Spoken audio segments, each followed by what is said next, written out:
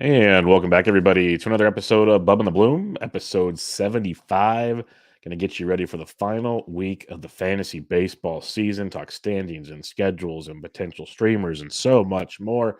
It's going to be a blast. Get you ready for that home stretch. Last week, we got you the 2-week schedule. Nice feedback on that. So thank you very much. That was good.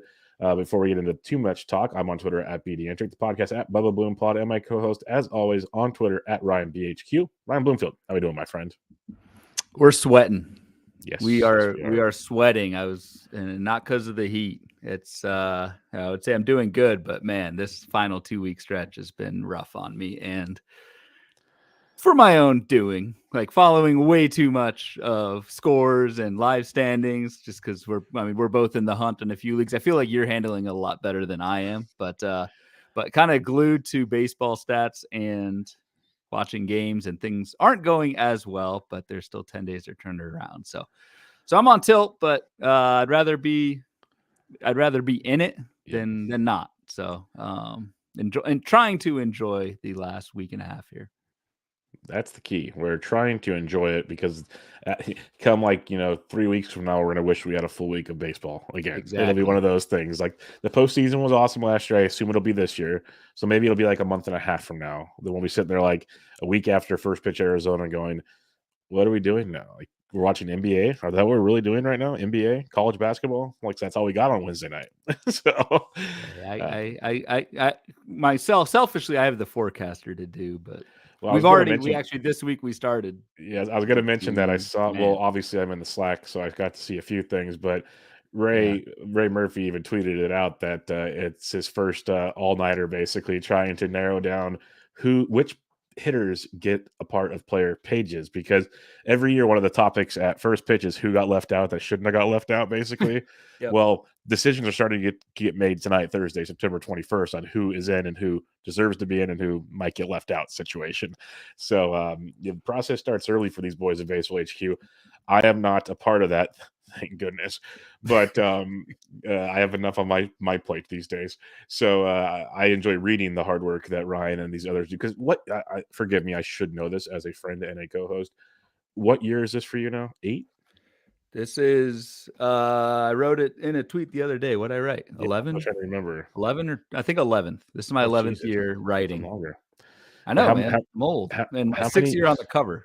You're not old. You're younger than me. I was like 6 year on the cover. That's the one I was looking for, because the cover means he was one of the editors, which means he really had his fingers in the actual forecaster. Not saying the writers don't, they all do, but you guys know what I mean. He was one of the final countdowns to get you the book is what it comes down to. And that's a lot of work on itself. It's funny because like you'll run into Ryan when he gets to first pitch. He's like, what'd you do, Ryan, on the flight? I wrote in the forecaster. I got this. That's his plane ride. And what you'll catch him writing blurbs at the conference. You'll see him getting ready to do it on the way home. It's like that's what he does because that's the time of the year. So don't think I did it on the way home last year though. As you know, I think we got like 3 hours sleep. Yeah, the night before after the Sleeper in the Bus podcast. Thank you, Eno, baby. Saturday night. That's right. But yeah, it'll take most of my October and first half of November. We'll get it out by Thanksgiving. But that's 2024, man. We got 10 more days to finish this out. And it's funny, we were talking about topics like for this week. It's like, do we want to do next year's stuff or looking back this year? It's like let's finish. Let's see it all the way through. We have one more week of lineups to set. So for all of you who have stuck it out with us, we genuinely appreciate it. And we figured why not just do this last one for those of you that are in the hunt again, and selfishly, like both of us, this is to help us too. Let's knock out this last week's strategy session. And for those of you that play in head-to-head leagues, for instance, that were smart enough to be your last week, congratulations. Because you don't have to worry about any of the nonsense that takes place next week. Because we've seen a lot of it this week where it's this pitcher gets scratched and they're going to move to this. Wait, no, now they're pitching tomorrow. We're seeing like so many things. Like Max Fried, for instance, pitched Thursday night. Well, as doing the first pitch podcast, this stuff makes me laugh because it makes me look like an idiot if people aren't paying attention. I reported earlier in the week that, he's got a hot spot on his hand. He's going to get pushed back to the weekend. Well, last time I checked, Thursday's not the weekend. Like when I looked at the DFS schedule for my show on Wednesday night, I saw Max Fried's pitching. I'm like, what? Like, what are we doing right now? And that's just like one example. There's a ton of them. Kyle Harrison got sent back. Oh wait, he just got called up to pitch Wednesday or Thursday in LA. Pitch tonight. Yep. So it's just one of those things where there's. I was looking at. We'll talk about our weekend matchups. Eduardo Rodriguez left Monday, start with a shoulder injury. He's supposed to be out probably for the rest of the season. He's scheduled to pitch on Sunday now. So if you dropped them, I apologize. That's the way it goes. That is September at its finest, and there's gonna be a lot more of that. So we're gonna try to weed through it the best we can, get you a couple insights to take home the ships as we talk about. But let's talk about some recent news and notes. You guys know First Pitch enough. We've talked about that till we're blue in the face. If you have questions, hit us up on Twitter. I'm not gonna bug you guys about that anymore. We love it. Some recent news and notes here. We're going to start off with Royce Lewis, and everyone under the sun should know that Royce Lewis has a hamstring injury, left earlier this week. The news that pertains to this, though, on Wednesday he was riding the bike, which gives me some optimism. Thursday morning he's supposed to have an MRI in Minnesota, and there's been no news out. And I told Ryan what I've learned from First Pitch: when teams have days off, you don't get news till they're back to the ballpark. So they already know the news. The Twins will let us know the news on Friday, and we go from there. I'm guessing he still misses a game or two this weekend, and we see him probably maybe Sunday, but Monday for sure is my guess, because they need Royce for the postseason, and they're not worried about our fantasy team. But I don't think he's done for the season. The fact he's riding a bike the day afterwards gives me a little optimism that it might be sore, it might be a little tweaked, but it's one of those like he's going to work through it situations. And this will be one of the things that we'll talk about kind of throughout the episode is I've got one eye on kind of the schedule, another eye on the standings. Should probably have a third eye like on my kids, but I only have two. In Lewis's case, so Minnesota is 8.5 games up. Like they've locked up the AL Central. So yes, it's a good sign that Royce Lewis is riding a bike, and we'll see what the news comes out on Friday once they're back from the off day. If he's healthy, and I have Royce Lewis in labor, who is causing this sweat. I had a 10-point lead. I'm down to a 3-point lead, and Royce Lewis was kind of single-handedly lifting my team. Do I start him next week, even if he's back? Like I can't see the Twins. Like he's not going to play every day. Why would the Twins play him every single day? I think even if Royce Lewis is healthy, does he get like 3 off days next week and just kind of stay somewhat fresh for the postseason? That's what I would do if I were the Twins. And again, assuming Lewis is healthy, I think that's almost like a best case scenario is you get, I don't know, 4 or 5 games left total out of Royce Lewis, if that. And again, that's if he's healthy. So it's tricky, man. And again, this is all the final week sweat and the difficulty of trying to forecast this stuff. But I wouldn't count on Royce Lewis as an everyday player from here on out. Yeah, I'm with you there, and that's what makes it tough because it's one of those, if you sit him, even in half the games he plays, he might get you 2 home runs and 6 RBIs. That's yes, a grand slam, like his 5th one. I think he had 4 in 18 games or something like that. So and that's the tricky part. Like they want to get him just enough action to get him ready for the postseason without hurting him more, is what it comes down to. Basically, what Ryan was saying. So yeah, just wait for the information is the best I can say. See if he's in a lineup before you have to lock in lineups. But I wouldn't count on him for this weekend. I'll say that much. You are gonna get some action next week. Just the amount is to be determined. Yeah, I can't see him holding him out all week just to keep him fresh. On the flip side, if you're gonna kind of the hedge here, I think Kyle Farmer is a pretty good pickup next week. Farmer's been playing a little bit of third, a little bit of short. Lewis obviously is like their everyday third baseman. So if Lewis on those off days or whatever, even if he's not healthy, I think Kyle Farmer this last week could be pretty good. Yeah, and that too early DC mock draft we did last season, I have Kyle Farmer, and I've been playing him like for the last 2.5 months because I've had no choice because he plays just enough every day, and so that's been kind of the blessing and the curse between Lewis and Polanco, and there's always an injury in Minnesota, and I would rather have had Willie Castro, but Farmer's been actually quite serviceable. If Willie Castro's on your wire, that's another one. Like I keep beating that drum, and he's been tremendous for me. But and we will go over players later in the show to potentially look to pick up. Obviously, league dependence, it's going to vary from site to site, so just be patient with that one. But yeah, look for the backup case, best case scenario. So what it comes down to. Tampa Bay Rays made quite the splash on Thursday evening, a couple hours before we started recording, Ryan. They called up one of their top prospects, Junior Caminero. I might have butchered that. I apologize. He played single A and double A this year. He just turned 20 on July 5th. But between single A and double A, 324 average, 31 homers. He does have only 5 stolen bases, but the power is ridiculous. The batting average skills are great. Plays third base, which they need, especially with Brandon Lau. This could be a Brandon Lau situation because he left Thursday's game early. They haven't put him on the IEL yet, of course, but that's a scenario that could take place there. So Junior Caminero, and again, Caminero, I don't know. Caminero, I think. Caminero, there we go. Yep.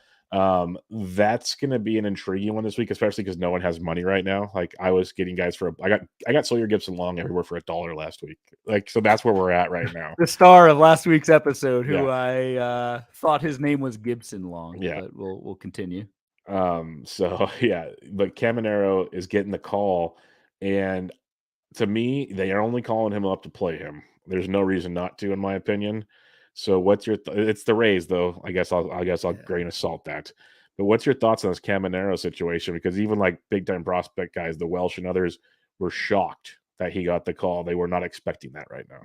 Yeah, I mean, I reading between the lines, I do wonder if Brandon Lau is more hurt than we think. I was watching that game today because, of course, I wanted to watch my closer, Carlos Esteves, blow the save. You know the rule. You're not allowed to do that. I'm breaking all the rules. It's 2 weeks. It's not working out for me either. I'm a little skeptical on the playing time. Like, maybe it's more at shortstop and Taylor Walls is out. But like, even if I don't know, man, we have no idea what a 20-year-old is going to do over the last 10 days. So like, yes, this is an injection of youth in terms of like fab pickups. Nobody has money, but if you're going to throw a buck on somebody, like why not do it on Caminero? You don't know what you're going to get, but you don't know what you're going to get with anybody. And so, do wonder. I'd be if I have Brandon Lau, I would just say that's the takeaway. Watch what happens over the weekend and start preparing some plan Bs if that doesn't pan out. It's just the timing of it between Lau getting hurt and then a few hours later calling up Caminero just seems interesting, especially since, like you said, Bubba, so many people in the know in the prospect world were pretty shocked by this one. Yeah, because Brandon Lau, he fouled the ball off his knee. He left on the 9th inning. That was bad. He fouled his ball. So it was the very end of the game. And some of the good, like, Mark Tompkins, one of the best beat writers out there. He's always throwing things out. He doesn't even have an update yet on Brandon Lau, and the Rays were celebrating in the clubhouse, or at least some of them were, because they're getting closer to making this happen. But yeah, just going through Tompkins' feed right now, there's still no info on Brandon Lau. So like Ryan said, just keep an eye on that. But that's kind of the writing on the wall at the moment. Next up, Vladimir Guerrero Jr. I want to mention this one. He had an MRI. He missed Wednesday's game.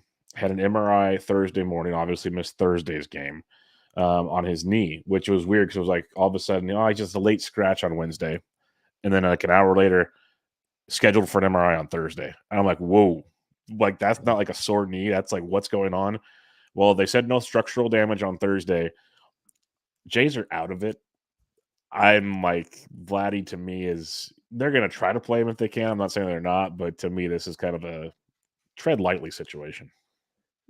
Yeah, I think they'll do what they can if Guerrero can play. I mean, Toronto's in the wild card hunt. I mean, they're right with Seattle and Texas. Like they'll do what they can to try and get Vlad in there. It is the interesting MRI is just never good, and even though it's inflammation, like again, we're not doctors, but I hate the line. What is it? Structurally clean or structurally sound, structural like damage. That's what I'm going for. No structural damage. I learned this one from First Pitch. It's just and I mentioned this on the show before, but it's just it's a phrase that sounds very positive that definitely means he's not out of the blue yet. Yep. So just and I think the fact that the Blue Jays are in the wild card race is a good thing for Guerrero, but just monitor what happens this weekend and be aggressive. If Guerrero's obviously out next week, he's obviously a drop. So it's crazy to kind of say that, but that's where we are this final week. Yeah, he's got at Tampa Bay this weekend, Glasnow, Lytle, Bradley. Then next week he goes home against the Yankees, home against Tampa Bay. They're actually scheduled to face the same Tampa Bay pitchers this weekend and next weekend. That's pretty interesting to me. But yeah, keep an eye on Vladito. Kevin Biggio has been reaping the benefits of that. And I've been laughed out of rooms in the last week or so talking about Gavin Biggio. But he was hitting like fifth. When Vlad got scratched, he got moved up to third. He's been hitting anywhere between third and fifth, let me put it that way. And I just want to highlight the production from Biggio because this is where DFS helps me a ton. He's been like 26, 27. It was $2,800 today. And he's hitting the middle of the order. And if you want to go back, let's just go back to September 9th, so about a little over a week ago. And let's just do September 1st. Let's make it a bigger number so it's not as small of a sample for everybody. Since September 1st, Biggio's hitting 298, only one homer, but 11 runs, 9 RBIs, walking a ton. You could do worse from a guy hitting the middle of the order in deeper leagues because he's going to get everyday at-bats. Keep that in mind.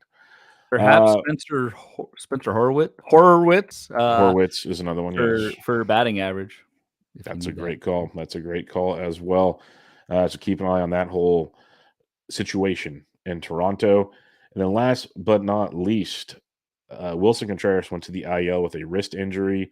He's been battling injuries all season, but he's still been pretty productive. Went out there. A guy's name I always screw up.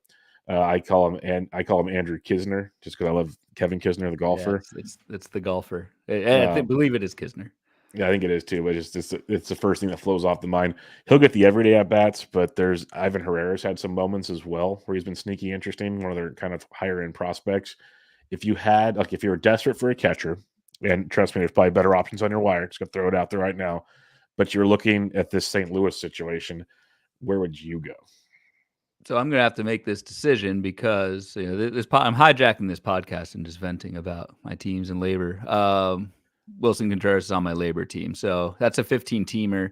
Kisner's definitely an option for me. I've got $3 left, and it's a $1 minimum bid, so I can only pick up 3 guys this weekend. And my options are one's now a catcher. And one has to be a catcher. Although maybe not. Like maybe the play is to take the zero. Just take the zero if there's better options. That's a real thought. Options are out there. Because what I typically do. I'll take the last 14 days, sort by at bats. Who's actually playing? Here's the crew I've got. Jacob Stallings hitting 188 over the last 2 weeks. Endy Rodriguez, Austin Wells, Rene Pinto, Christian Vazquez, and outside of that, everyone else is below 25 at bats over the last 2 weeks. Wow. So maybe I don't pick anyone up and take that rough. Zero for catcher. Especially because I need batting average. So we'll see. So again, sometimes this is all category management at this point. You may not have to take a catcher to replace it if you're in a 15-teamer. Like that is an option. Yep. I this past week in Fab, like my main OC that I'm competing in right now, I had $4 left. And I only spent $2 because I wanted to guarantee $2 just in case I need to make more than one move next week. Yep. Now, that could have been dumb, but I was confident with what I had going to battle this week, and I wanted to leave me options for next week. That was just pure strategy. Like I could have said, screw it, and got 4 guys for $1, and then just hope no one else got hurt. And then my luck is you'd had like 3 injuries, and you'd be like, oh, well, there we go. Can't replace any of them now. So I wanted to give myself a chance to go in there at the fighting chance type situation, but we'll see. The other interesting thing, and I mean, it's a good position to be in, is I'm in first. But I lose any tiebreaker. So if I really want anyone out of my $3, I need to go 2. And so I may only be able to pick up 2 guys next week. Yep. That's going to be a fun one indeed. But yeah, keep an eye on that. There'll be some other guys we'll mention in the preview section, a bunch of day-to-day guys, and we'll kind of do the best we can to weed through the issues there. But before we get into the final week strategy session, let's talk weekend matchups, Bloomfield, and my time is starting to tick away. Why is your time starting to tick away? In weekend matchups, because I'm down 2 to you with 4 picks left. Smarty. I'm not. I'm brain fog. Your time is ticking away, man. So this could be a pretty good win for me. I'm up 2 on the season, 22-20. This is match play, 1 pitcher, 1 hitter each week. And where are we at? We split again last week. your Chris Bryant, the movable force against the whatever stoppable object. I think I got those wrong. Mike Yastrzemski got 3 points for me. You took me with Bryant with 4. My pitching dominance continued. David Peterson pitched well. Really good. Took down Pedro Avila. I will say this much: Avila wasn't bad the week before. King was awesome. Olsen wasn't bad. So it's not like they've been garbage picks. Correct. I'll say that much. That's correct. I've been double digits 5 of the last 6 weeks. So yeah, it helps. When you play against the best. Oh, look who's getting cocky now. Look who's getting cocky now. All right, let's have some fun since you're the best. Let's talk about some things here. We got a week to go. Let's talk about the weekend matches before we get to the final week. What stands out to you? Because I know we got Great American Small Park for the final hurrah this weekend. We got no Coors Field this weekend. Only 3 games for everybody. No random 4-game series this weekend. Yeah. So what stands out to you as some options here? Because there are some teams throwing out some like AAA/Quad A pitching staffs these days.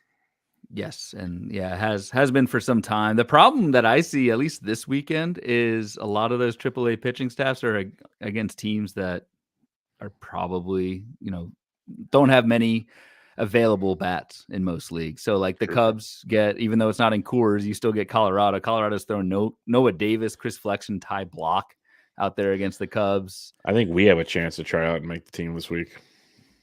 Perhaps. It's that bad. It's great if you have Cubs, but nothing really actionable you can do. The Padres get St. Louis. That's another AAA rotation for the last, whatever. I'm glad Wainwright got his 200th. I'm glad that escapade is over with. Cardinals are throwing out Dakota Hudson, Jake Woodford, and Drew Rom. So that's not good. You mentioned the Reds. Not only it's at home, but it's against Pittsburgh. And yeah, Bailey Falter, Luis Ortiz, Andre Jackson, like all these names, like it's rough. The Red Sox get a pretty good schedule. But again, a lot of those Red Sox are rostered against the White Sox. One thing that I like is the Yankees lefties. So we've talked about Estevan Florial. I know he hasn't hit the ground running, but I think he's going to play every day against right-handed pitching. And the Yankees get the D-backs at home, and they miss Zach Gallen. Yep. So they get Brandon Pfaadt, Zach Davies, and Ryan Nelson. So they miss Gallen and Kelly. I miss both of them. Yeah, I should not leave Kelly out of that. Kelly's like every year he gets thrown away, and he somehow puts together formidable seasons. I almost picked Jake Bowers this weekend. He went deep on Thursday. I'm like, he went deep on Thursday. That means he's going to go over for the next week. So that just kind of sums that one up. But Bowers is probably a better pickup than Florial, even. Yeah, for the power department. But Florial, I think next year could be a fun discussion topic. Again, that's next season.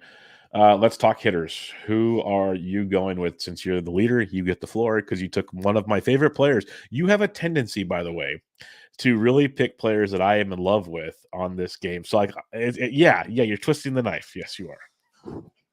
It's what I do. I not only do I like to beat you, I like to beat you with my guys.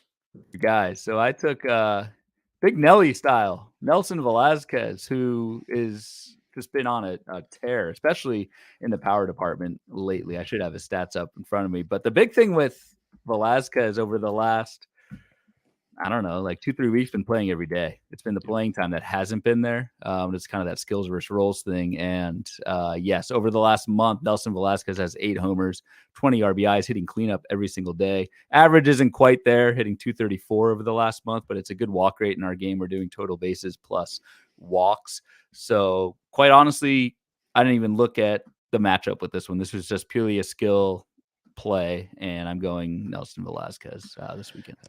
And it's great for our competition because he might not get many hits, but if he does, it's likely to give you 4 points at least every time through.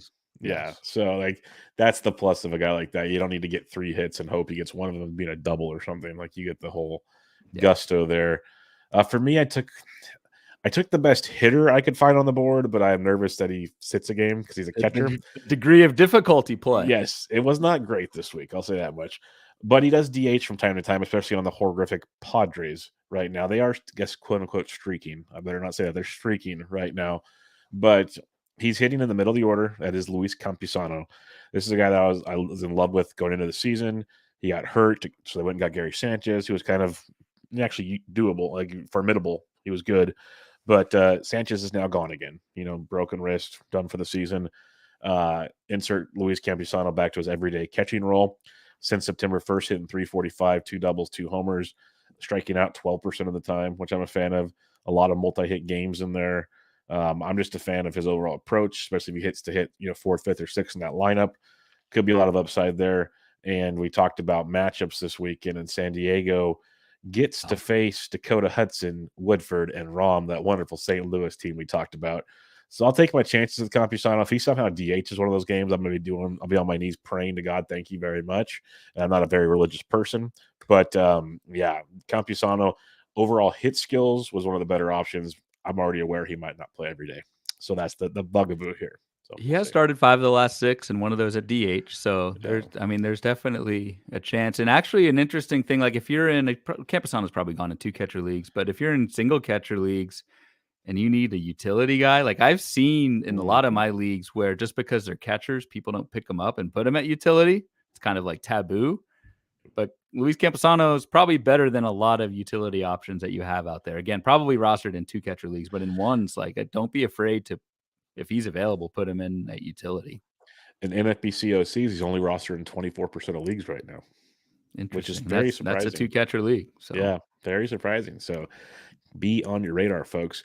Now, since Ryan is such a great picker of pitchers, double-digit points week in and week out. Who do you have this week, Mr. Bloomfield? On fire with, Justin Steele. So you're going to risk fire with this pick, yes. Yeah. This is I feel like we say this every week, but it was another. It was bad. It was real bad. Land of death. Trying to pick starting pitchers under 50% rostered in 12 teamers. Takeaway for 2024, which we'll have off season to talk about, is just volume your starting pitchers in drafts. Can't say that enough. It's going to be a very much a goal of mine next season. However, this year I'm going Brandon Williamson, mostly because he's a lefty against the Pirates. Again, that did not work for Justin Steele this week, but I'm banking against Lightning not striking twice and going with Williamson. I know it's at home. 2 strikeouts last start at the Mets. Like, I'm talking myself out of this, but before that, K's 9.66654. There's something there.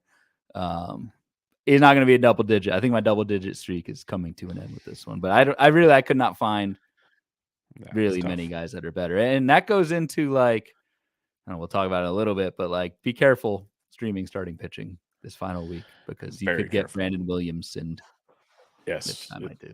Could get very ugly for you in that scenario. And I've done the Williamson thing before in this game, so I fully understand. You pick them already?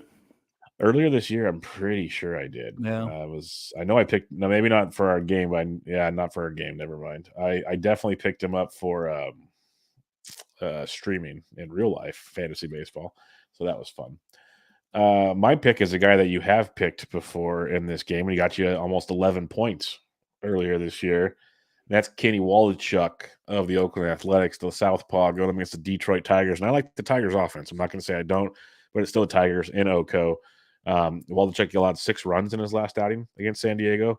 Prior to that, though, 7 straight starts with 2 earned runs or less, coming off back-to-back 0-run outings before the 6-run shellacking to San Diego. And that was at Houston and against Toronto, so not like schlubs.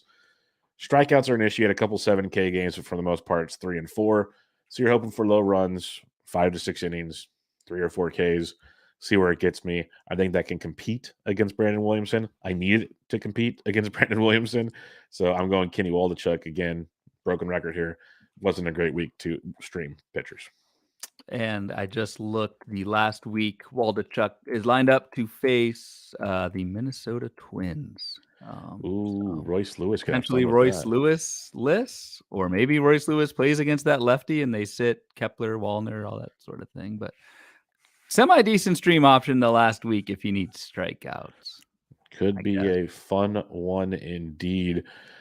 All right, let's talk. You mentioned final week of the season. Let's get at it here and have some fun. We'll talk. We'll try to talk everything that comes to mind to get you ready for the final week of the season. And Ryan, let's start with the standings. I just pulled them up. You were talking about them earlier.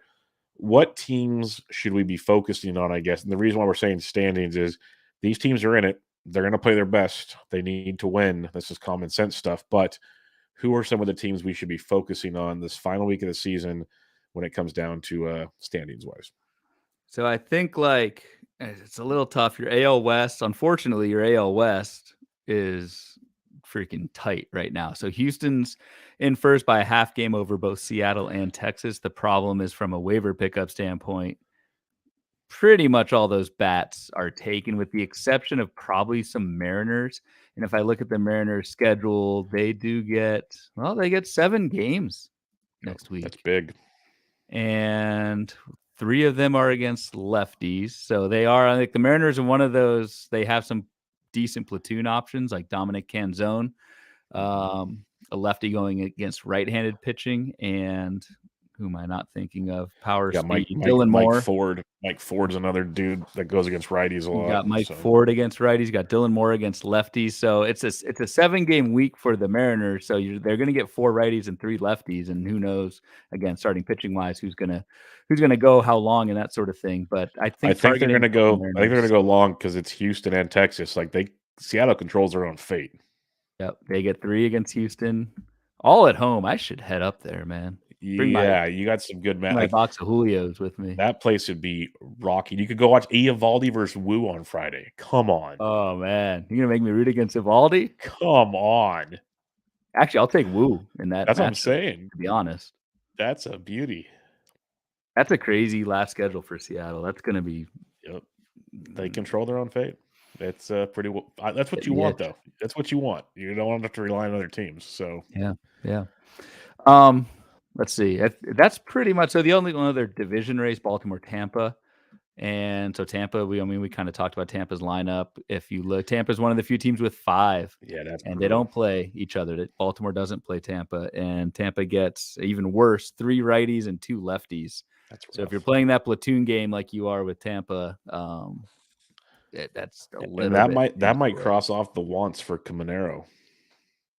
Yeah, in reality, compared to other guys. Games. That's tough. That's real tough right there. What other divisions? Every other division is locked up. The Cubs have totally crapped the bed.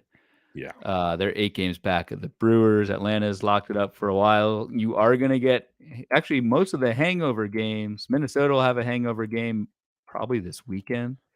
They should, yeah. That's another. I mean, you can't really plan for that, but yeah, I thought Baltimore would have a hangover game. They flew to Houston and won the first 2 games. So yeah, go figure.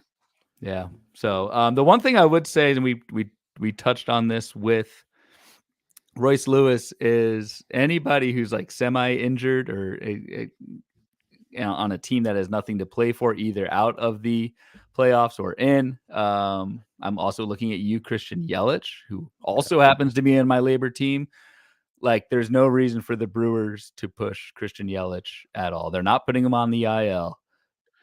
They want to keep him somewhat fresh, but there's no way he's playing, I think, even more than part-time. So Brewers have an 8-game lead on the Cubs. So it feels like if it was serious, he'd be playing, kind of what you're saying. Like, that's the feeling I get with all of this. Another one you can look at on the flip side, the Cardinals are so far, they're 12 out of the wild card, 20 out of the Central. They're done. Paul Goldschmidt left Thursday's game. They're gonna play him, but to what extent is interesting there, because it's just there's no rush type scenario is what it comes down to. So I wouldn't worry too much about that. Colorado with Charlie Blackmon banged up, he'll get a swan song over the weekend in Colorado. There's no doubt about that, because it could be his last hurrah in Coors. But he's another guy that, like Ryan streamed a few weeks ago, he's actually been pretty productive since coming back from the IL. They're not going to really rush him back either. There's no need to. But then again, the Rockies might Rocky, so don't quote me on that one. But some of those teams, like we look at the teams that have clinched, also the teams that are out of it, they kind of work in the same situation here. Yeah, I feel like the teams that are out of it, it's more like the veterans that they're going to rest. Unless there's some kind of like the Padres and like Blake Snell's pitching for a Cy Young. They might put the best behind them. He's going all the way. But a lot of those veterans on teams that are out of contention, if there's any kind of injury or whatever, like just shut it down. All right, let's talk wild card now, and this is where it gets fun because you got Yeah. Toronto, Seattle, Texas. You already mentioned Seattle and Texas. Now Toronto's in the mix. Yep. That makes it fun.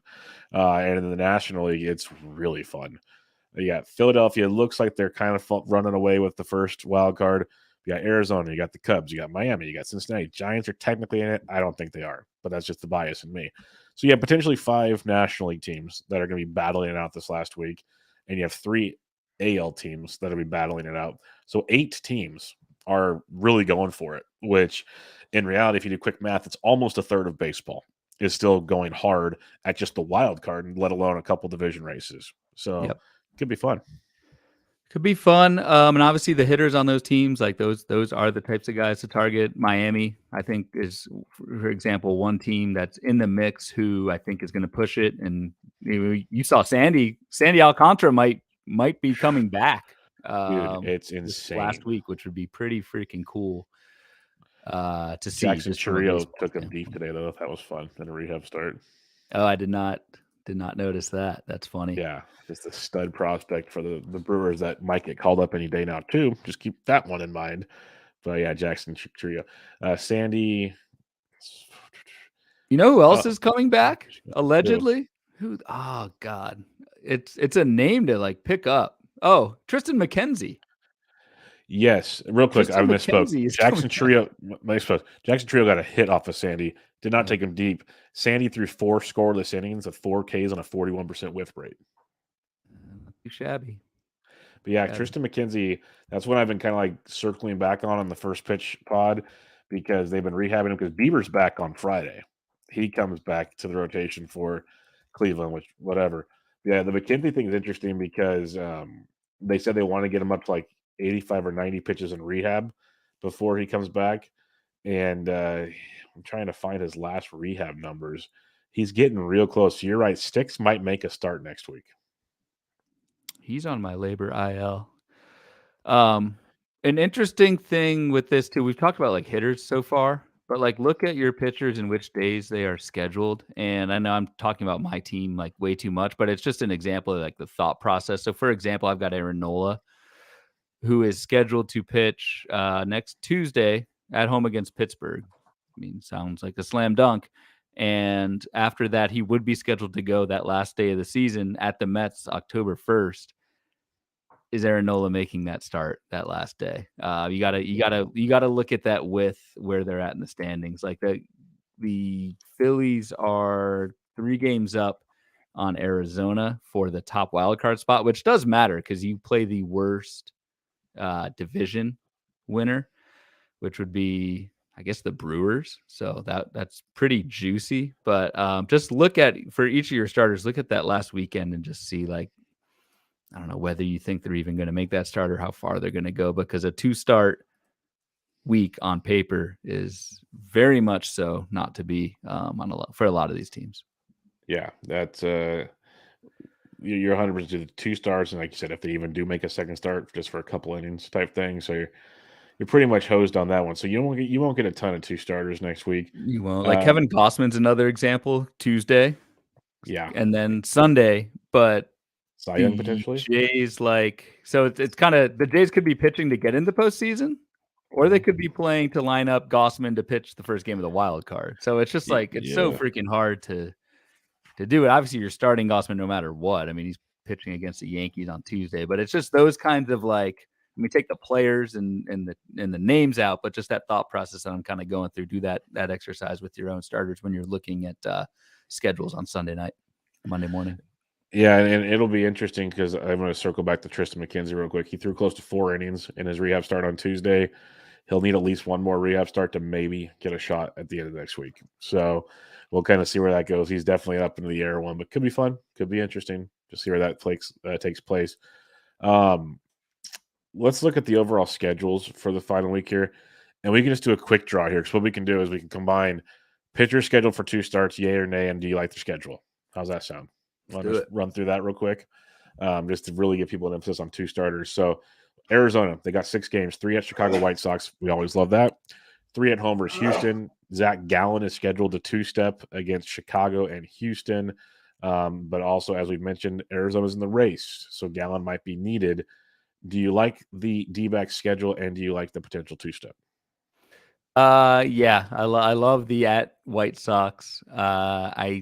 We'll see about Houston, but even if Houston at full speed, JP France, Hunter Brown's been terrible lately. Yes. And who knows, Verlander that Sunday, who knows what that looks like. Yeah, I think Arizona is a great spot if you can stream some dudes, and Gallen's two-step's awesome. Atlanta will pass through there. You do have Bryce Elder as a two-step. No, do not do it. No, Just that's do why not. I mean, unless your ratios are like the safest doesn't thing matter. ever. No. The answer is no. The answer is no. No, don't even know. There's no what ifs. No, don't do it, because what will happen? It'll be Sunday, and the Washington Nationals have nothing to play for, and CJ Abrams and company are going to go to town on Bryce Elder. Like that's what's going to happen. So I hope I'm wrong, but yes, that's what's happened. Be wiser, not Elder. I appreciate that a lot. Baltimore already clinched. They got 2 versus Washington, 4 versus Boston. Kyle Bradish scheduled for 2. That could be one where Bradish gets pushed to postseason readiness. Depends. They've clinched playoffs, but they're still very much in an AL East. So. That's right, versus the Rays. They don't want to be the wild card. That's true. They are 1.5 games. Or no, they're 1.5 games ahead of the Rays. Yeah. So if they do make a fair point about Bradish. Like if Bradish or Grayson Rodriguez who pitched today, but that would line up fine. Bradish, who's just been awesome. That last start probably doesn't happen unless they have to do it. Yeah. So let's keep that in mind if you're expecting 2 from Bradish. The only way Bradish is starting Sunday is somehow they're tied with the Rays for the AL East. Could put that out there. Yep. Boston, 2 at homers, Tampa 4 at Baltimore, a Baltimore team that might be setting things up for the postseason. Tanner Houck scheduled for 2 steps, Tampa Bay at Baltimore. Do you like the Red Sox? And if so, do you like Tanner Houck's 2-step? Yeah, I like Houck's 2-step, and I like the Red Sox. 5 out of the 6 are against righties. So the problem is Alex Verdugo and Yoshida are there too, kind of lefties. Wilyer Abreu was too, but he's hurt. So I don't know. Ceddanne Rafaela is still very much available. People, stop ignoring him. Yes, just stop. Chicago White Sox, 3 at Atlanta, 3 at Milwaukee. Justin Steele at Atlanta, at Milwaukee. Chicago Cubs. Yep. Steele, I would say Steele. He'll make that Sunday start because he's in the contention for the Cy Young. I think the Cubs will do what they can to do it. However, it's at Atlanta, that first start, and Justin Steele has given up 6 earned runs in each of his last 2 starts. I'm still throwing Steele, I'm pretty sure, in labor, but with hesitation. On the hitter side, we kind of mentioned all your Cubs are kind of taking that last Woodruff, Peralta, Houser at the end of the week. Who knows what that looks like? Like Milwaukee's going to line up their rotation to do Ace, Peralta, Woodruff, and then Burns. Yeah, that could be a couple innings just to have your bullpen session on live baseball scenario is what that comes down to. And the Cubs might be fighting for their wild card spot still, so that could make it really interesting that weekend. Cincinnati Reds, 5 games, 2 at Cleveland, 3 at St. Louis. St. Louis is a juicy one, 2 lefties, but only 5 games. Hunter Green's expected to be at Cleveland, at St. Louis. I think we can agree if that's the case, that's awesome. But I don't even know if that's a for sure thing, though. With they're using the day off as his spot in the rotation, I guess. Reds are platooning a lot on the hitter side. Reds are platooning a lot, and it's not only is it 5 games, but it's split lefty righty. So that's a tough start for Reds bats. That's a really tough start. Well, right now Tristan McKenzie is scheduled on Tuesday, but it's not in bold black, so I don't know if that's true. But I just searched all of Twitter. We don't know yet, and nothing says he's pitching Tuesday yet. So that's up in the air. But it's 2 at home for Cincinnati, 3 at Detroit. It's just tough because it's 2 lefties at Detroit. There's not a whole lot out there for Cleveland unless I'm totally missing something. No, not really. But the 5 gamers tough. The matchups, well, if it's Hunter Green, that's probably pretty tough too. Colorado in Coors Field, 4 against the Dodgers, 3 against Minnesota. This is where your jam begins. Especially Colorado lefties. What Colorado lefties do we have? It's 7 righties. 7 righties. So Nolan Jones, if you've been stashing them forever. What a freaking! I mean, that's shout out to you, Curlin, and the War Dog. Yep. On That's Nolan been a fun Jones, you one. guys are driving that train. That's been fun. Ryan McMahon is platooning. Yep.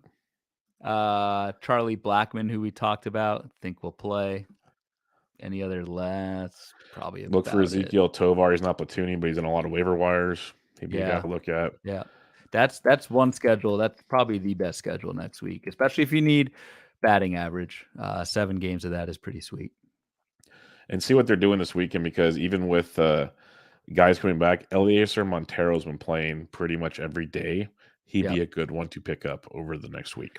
And I don't think the schedule, like schedule-wise, like those last 3 against the Twins, it's Sonny Gray, Joe Ryan, Kenta Maeda. Like, Twins ain't throwing Maeda on the last day. Like, why would they? Why in the world would that's they do probably that a with Bailey Ober start or something.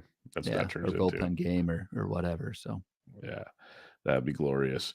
The Chicago White Sox, 3 at home versus Arizona, 3 at home versus San Diego. Jose Urena scheduled to 2 steps. Does that interest you at all? Oh, God, no. Nor does the White Sox schedule. You get Gallen, Merrill, Kelly at the front end. I mean, you could get the layup, your boy Pedro Avila, but then Michael Waka and then Blake Snell on Sunday. And again, Blake Snell is making that start. Separate podcast, but he will make that start and then win the Cy Young. Yep, the Cy Young is his as long as his arm doesn't fall off and something weird happens. It might still be his.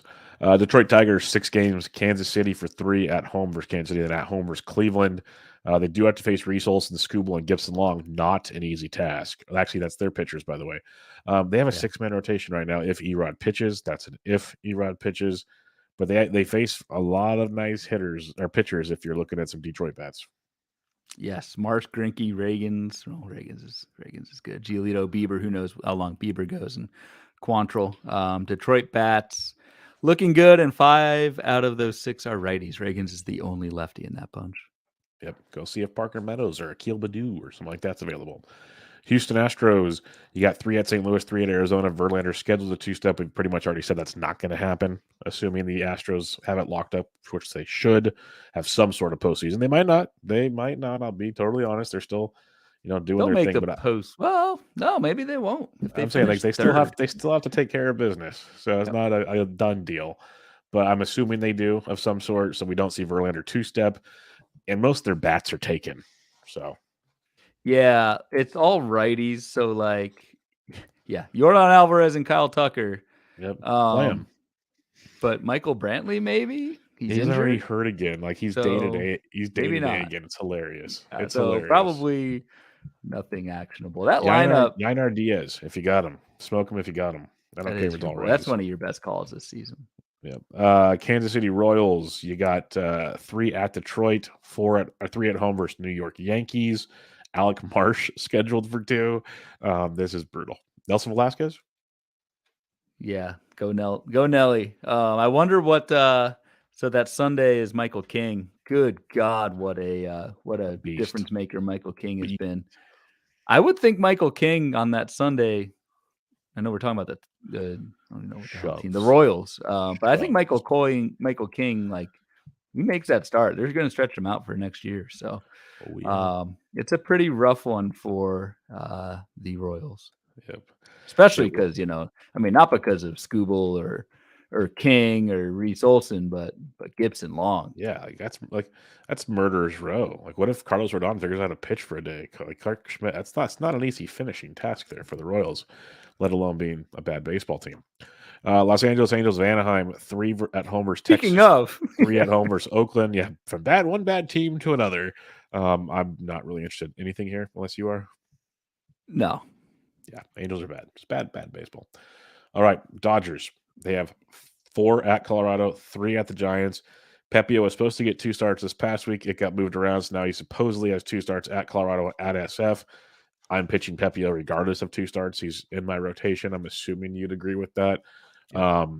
Bats, though. You going after David Peralta? You like Jason Hayward? What are you looking at here? Yes and yes. And I think those guys are going to play just because, why would they're veterans? Like, keep them going, and you get 6 out of the 7 are righties for the Dodgers. So I think Dodger lefties are fantastic pickups. So Hayward and Peralta work for me. Go get them.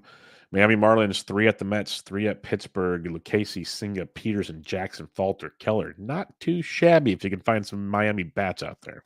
Yeah, problem is they do like to play. I always like the Jesus It's Sanchez lefty, righty, lefty. cheat code, but it's lefty, righty, lefty, righty, lefty, righty. So that's tough with Miami, but they're in it. They're playing their best guys this final week.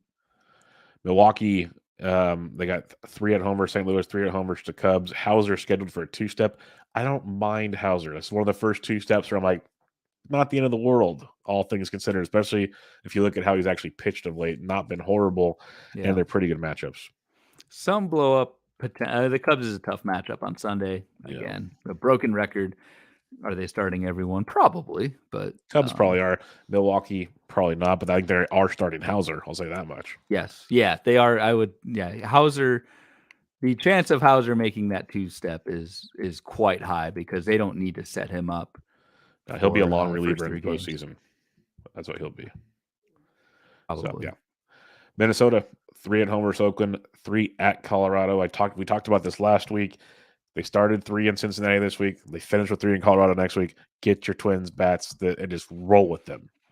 We're good. Yeah, I mean, I talked about Kyle Farmer before, and that was before even looking at the schedule versus Oakland at Coors. Like, yep, get those Twins. Get all of them if you can. New York Mets, 3 versus Miami, 3 versus Philadelphia. On paper, some tough pitching matchups if they come to fruition.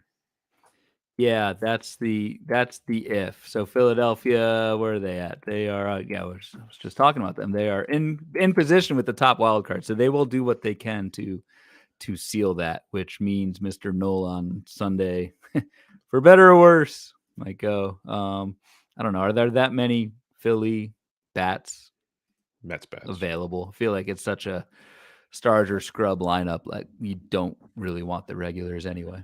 One thing I'll say is I'm assuming Philadelphia has the top wild card spot clinched by Sunday. I'm just assuming they will. Jose Budo has been actually really, really good since coming up. And if the Phillies aren't throwing out their top offense, that's a good stream.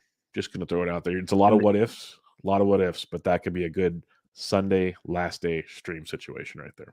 And there will most likely be a hangover game sometime next week with the Phillies. So if you're in daily, I mean, that's impossible on weekly leagues to project, but it might be Budo on Sunday. I mean, who knows? But those hangover games, like that's a gold mine for streaming. If you're in a daily league, look at that day after. And Quintana's been good too. No strikeouts, but he's a quality start machine right now. It don't matter who he faces. So a couple things to look at there. New York Yankees, 3 at Toronto, 3 at Kansas City. Michael King set up to 2-step. Please put him in your rotation. Yeah, he'll make both. Yankees are done, so I don't know. The thing is, like, they're trying to play their young guys, so I could see that continuing. But I wonder, like, when does Giancarlo Stanton start to get shut down this week? Yep, with you there. And that's something to think about when you're setting your lineups next week. Oakland, you got 3 at Minnesota, 3 at the Angels. Blackburn set up to 2-step. Not a bad 2-step, honestly. But his production's up in the air, but he could be like similar to the Houser treatment. Blackburn's not bad. Yep. Even though both games are on the road, that at Angels, unless you're Aaron Savali this week, of course, is a good one. But Blackburn, he's going to make those 2 starts. So that's a semi-decent 2-step with, I don't want to say minimal ratio blow-up potential, but it is Paul Blackburn after all. But I think that could be effective. And the one thing I'll say about Paul Blackburn, which is nice, even when he kind of blows up, he does go and get you strikeouts. That's one thing he does. So it depends on what you're looking for on your squad. Philadelphia, they got 3 versus Pitt, 3 at the Mets. We pretty much think they're going to clinch things, so tough to pick up any guys here. Yep, agreed. Pittsburgh, 3 at Philly, 3 at home versus Miami. The Fighting Palacios gets 4 righties out of 6, if you're curious. But other than that, I don't have a ton of interest here. Mitch Keller, if he's available, is great, but I don't think he's available. Yeah, I don't think he's available. But Palacios, one of those 2 brothers. The Pittsburgh one is Joshua.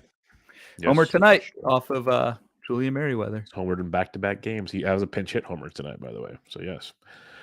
San Diego, 3 at the Giants, 3 at the White Sox. That's a pretty juicy matchup if you can get Campusano to catch or some other options out there. Agreed. Not much to add there. Seattle, we've already talked about them earlier, so we can pass on that. Giants, you got 3 versus San Diego, 3 versus the Dodgers. It's Platoon City. I'm pretty much just avoiding this. What Giants fandom? So you sound pretty pessimistic. 2.5 games back of the last wild card. You don't think so? No.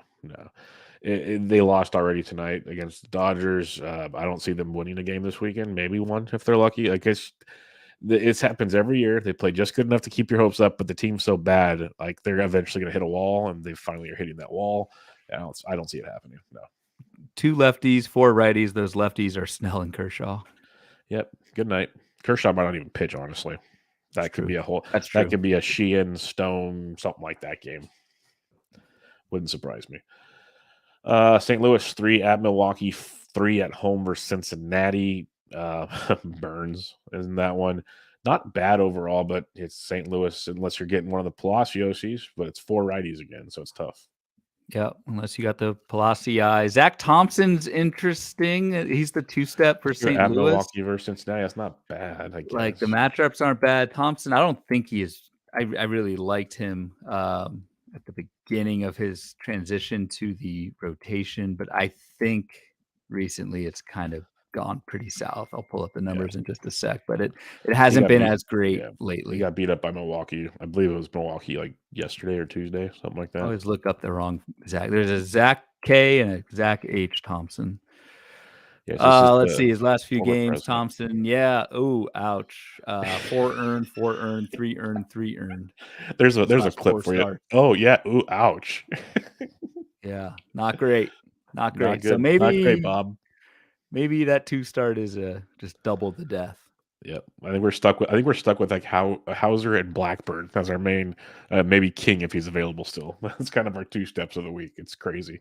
Tampa Bay, we already discussed them. 5 games makes them tricky.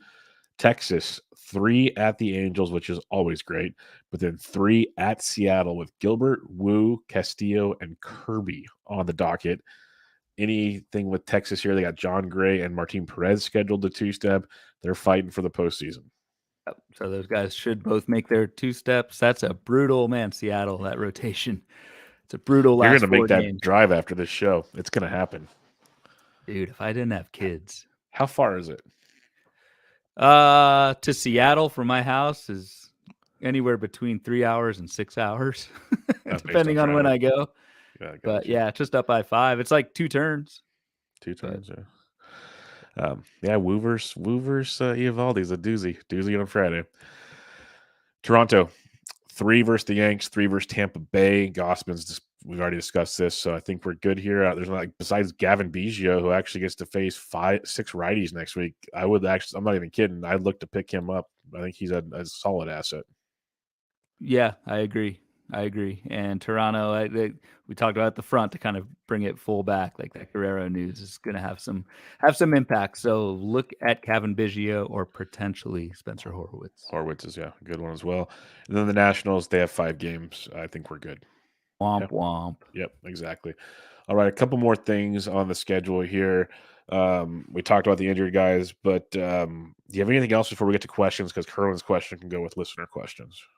No, I think that's pretty much it. Schedule, standing most importantly, then schedule, and just kind of do that thought process that we were just doing and for your own lives. Just realize that come the weekend, a lot of things are in flux. Things will change for sure by Sunday night, Monday. Yeah. So just be very, very aware that it's going to get interesting real quick. Let's get over these listener questions here. And we'll start with one Mike Curlin. Not sure if you've heard of this guy before, but he was once the king. Now he's the court jester. Here's a fun one. He says, would you prefer to risk a starting pitcher with chance of shutdown or limited in final start next week? Say Bayo, Luzardo, many we talked about already, like Nola and others that might not even pitch on Sunday, or pivot to a relief pitcher with 7 games who pitches high leverage to try and luck into a win, a relief pitcher like Jordan Hicks. This is where my brain is at. I don't ever want to know where Kerwin's brain is at, to be honest with you. We don't want to go there. I always take a picture of the questions, and I realize Kerwin tweets like he talks, so I have to open up the tweet now because it's a longer blue check mark tweet. Oh, this is where I brand curious your thoughts. I'm down for that. I've preached that many times. What are your thoughts on that? I think it depends. I mean, obviously it depends, but like I think I still lean more unless you're positive that the shutdown positive, but like if I don't know. I think I'd lean the starter still. I just think there's a better chance of a win, even with the Vulture 7-game thing. There's only a couple teams with. Let's say it's only Seattle, with Texas, the 7. Dodgers, and the Rockies. Yeah, so it's like you're gonna pick up like Will Smith of Texas. Brusdar Gratterall. Yeah, maybe Gratterall. Like He's you're been not gonna good. pick up any Rockies No. relievers. Like don't do that. So like I think for Texas this has week, options though. Like Leclerc got a save the other day. God, I know. Trust me, I'm with you. I'm 100% with you. I But he just did think get there's, one. as someone who benched Aaron Nola this week at Atlanta and picked up Julian Merriweather for the ratios, it didn't work out. So like I don't know. I'd still go the starter unless you're very confident Sunday night that that start isn't either not going to happen or going to be shortened. If you think it's going to be a full start, go with the starter. And when in doubt, I'd lean the starter as well. How about this name from Seattle? Has not allowed an earned run since before August 29th. That is 2, 4, 6, 8, 11 outings. He has 14 Ks and 10 and 2/3 innings. He only has 6 holds. There's no wins. There's no saves. But Matt Brash has been ridiculous. That's Brash. Yeah. Yep. So a couple guys I just want to throw out there, and let me now it is I'm quite actually intrigued here. I want to pull up the Dodgers situation here because you are going to get a lot of because most of their pitchers now are younger arms that aren't going deep into games, so you don't have to get the highest of leverage guys. You can look into the 6th and 7th inning guys if you're going to try. Like Ryan said, don't do it. And I'm not against it. I'm just saying if you're looking or if you're in a daily league and you can stream guys over the weekend next weekend, these would be guys to look at here. Gratterall's been the 8th inning guy for the most part. Caleb Ferguson's getting some love. Alex Vesia picked up a win 2 starts ago. And weirdly enough, I will say this, and I don't know why I'm saying this, but Shelby Miller has been getting a lot of that 6th and 7th inning role, and that's where you pick up the dubs. And last but not least, if Ryan Yarbrough is available, people, I can only say it so many times. Like, that's the dude you want. Got the win on Sunday. And then, yeah, I'm just going to stop there because I'll start throwing things at the wall here in a minute. But the Giants opener situations have actually been kind of decent with Manaea. He's been decent in that role, which pains me to say. Manaea and Stripling. I don't know who you like more, Bubba. It's just they're not good regular pitchers if you want to win a World Series.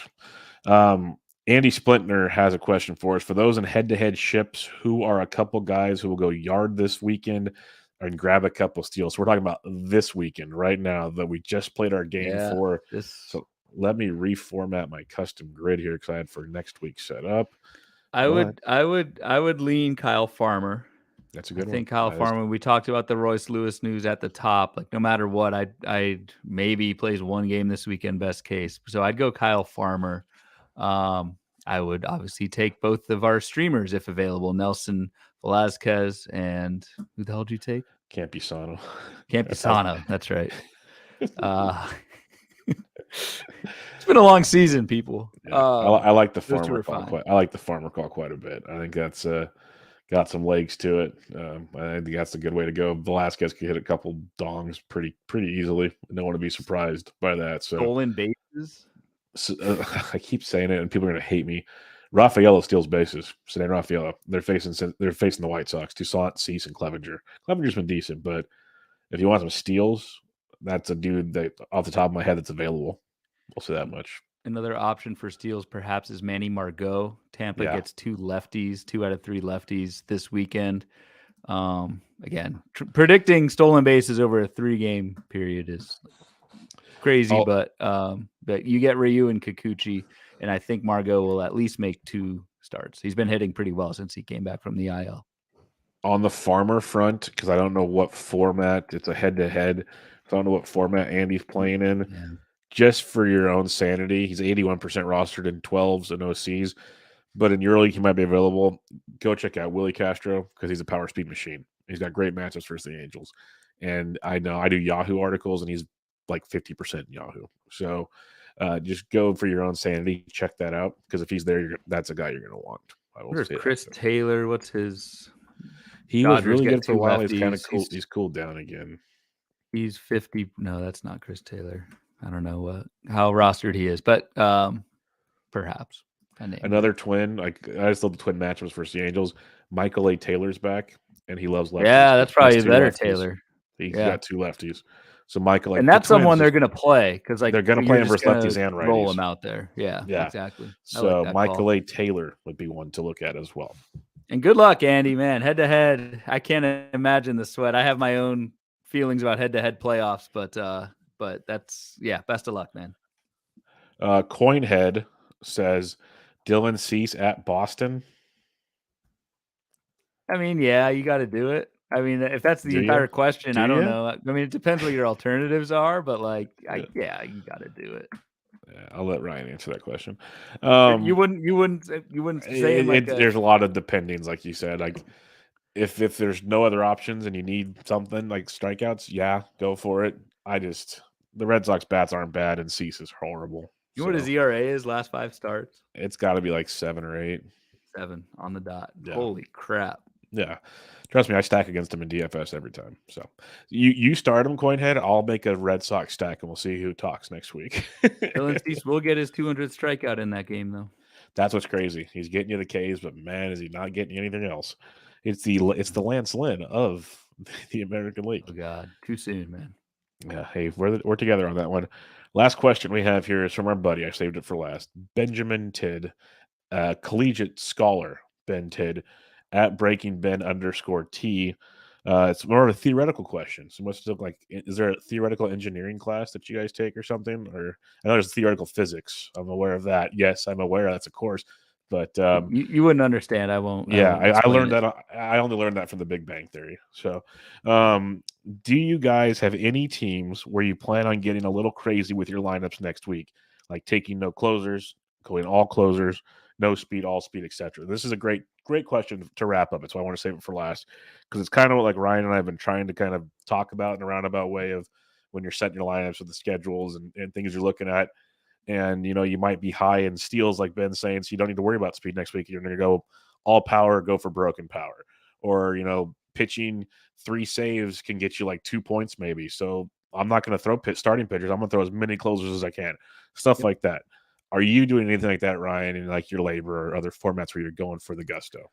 I'm personally not. I need to check WRF and see what the standings deals are there. But just because I need, like I'm tight in everything. Like I'm tight. And so really I think the only ones you can really try and like strategize for are steals, wins and Ks, and saves. Yeah. Like you could say I need batting average and runs but it's hard to like do pickups for just runs guys or batting average guys. Even batting average is such a variant thing. So just in my leagues, I'm not, but because I don't need to, but I fully sign off on doing whatever it is you need to do to maximize your categories. So have you gone through that? I mean, I'll go through that exercise Sunday night, but what about you? I've honestly been doing that for the last month and a half or so, at least for like fab reasons, like targeting stats. So in a roundabout way, I am. Am I starting certain guys? Not so much yet. Saves, I might in a couple leagues just because a couple saves can get me a point. Most of the stats I'm trying to chase are offensive, and it's more like power and because I have steals everywhere. So I guess if I'm going to do anything, I could sit steals and go for broke on the power department. But the way I built my teams, most of the guys are power speed guys. Like so, it's kind of a wash type scenario. But if I were to do anything like that, it would be going for power and just going for broke. Like go pick up Jason Hayward and David Peralta, hope they run into something in Coors, like stuff like that. Just go and pick up Michael A. Taylor and hope Minnesota has some fun in Colorado to finish the weekend. That's why last week I picked up like all the Matt Wallner I could find, Willie Castro, like all these Twins guys, just hoping. And Castro had 2 home runs in his 2 games in Minnesota, Cincinnati, which is great. But that's what I'll be looking for is how can I go and find a few more home runs, which will obviously lead to runs on RBIs in the same scenario. Yep. So, well put. It's tough because like I've tried the saves thing, but it's so tilting. We've all done it where you you might have you might be bulking up on closers, but you only start like 3 of the 4 you have, and the guy on the bench gets 3 saves, and the rest of the guys get none. It's the most tilting thing on the face of the planet. I just mentioned Julian freaking Merriweather, and I got burned big time. Or it's like Carlos Estevez. Every time I play him, he gets blown up. If I put him on the bench, he gets 3 saves. Like I should have just cut him, just not to deal with him. But I just keep him on my bench so no one can have saves. Basically, I won't get him, but neither can you. Just leave him on the bench. It's one of those philosophies. It's he's one of the full tilt men on this thing. But let it wrap it up, Bloomfield. We have made it to the finish line of the baseball season. It's 1 week to go. We grind, we sweat, we cry, we celebrate sometime next week. And I've mentioned cry before celebrate because that's the reality of the situation.